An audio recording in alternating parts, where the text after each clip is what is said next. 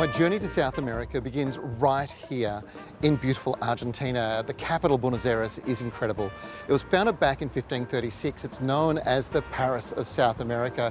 It's home to the most amazing culture, food and experiences. And it's the perfect place to begin your journey as you're heading to Antarctica. So make sure you spend a few days exploring.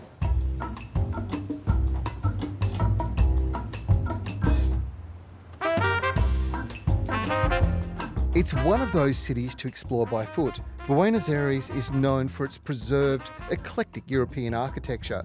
The architecture has several distinctive influences, including colonial, Art Deco, Art Nouveau, and Neo-Gothic. And it's also got French Bourbon styles, providing a genuine European feel as you explore the cobblestone streetscape. One stop you have to check out when you come here is Plaza de Mayo. Established in the 16th century, it's the country's oldest public square, and this delightful two-block-long plaza has been the stage for many important events in the city's history. A classic example of this occurred back in 2022, right in this square, in this immediate area.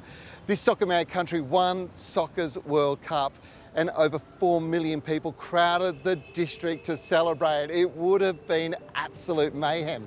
Of course, it's home to some pretty significant moments in history as well.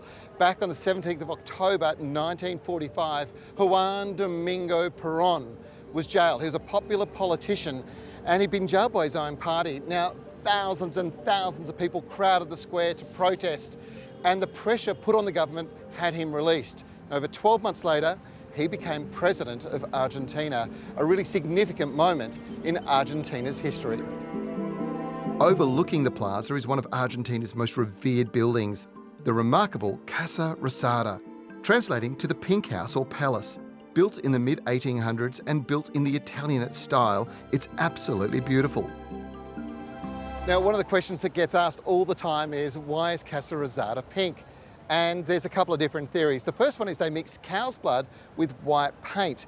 And what that did was allowed protection from Buenos Aires' really quite severe humidity at times. The second one, well, I think it's even better. It's more romantic, and it is a mixture of white and red, the two colours that represent the two main political parties here. Bring them together, you end up with pink, and this symbolised harmony. It was an idea of diffusing tension politically and creating a beautiful, harmonious, grand nation. And one more thing you must look out for whilst you're here, that balcony up there, well, that is where Eva Perón read out her resignation speech.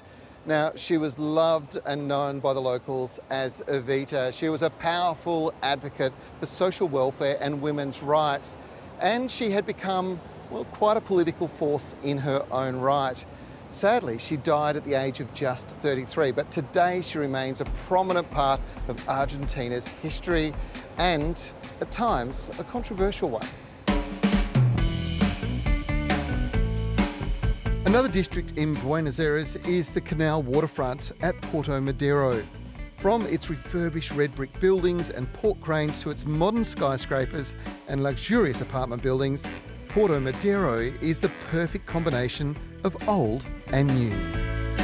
Now, the river Rio de la Plata is absolutely magnificent. In fact, it's one of the widest in the world. It actually is 180 kilometres from one side to the other at the widest point. It separates Uruguay and Argentina, and on the Argentinian side you'll find these amazing canals cut in. Now, this was once a very important wharf system. Today it's home to some remarkable restaurants, bars and entertainment. And it's a real destination for visitors from right across the globe and locals alike.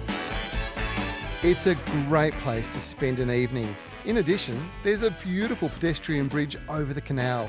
Try your hand at some tango or just have a stunning meal.